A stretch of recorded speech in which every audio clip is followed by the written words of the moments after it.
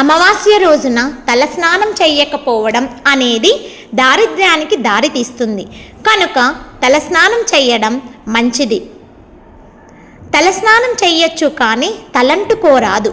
అమావాస్య రోజు కొత్త బట్టలు ధరించరాదు. అమావాస్య రోజు లక్ష్మీదేవిని పూజించకపోవడం అనేది దారిద్ర్యాన్ని ఆహ్వానిస్తుంది కనుక అమావాస్య రోజుల్లో విశేషంగా లక్ష్మీ అమ్మవారిని పూజించడం చాలా మంచిది.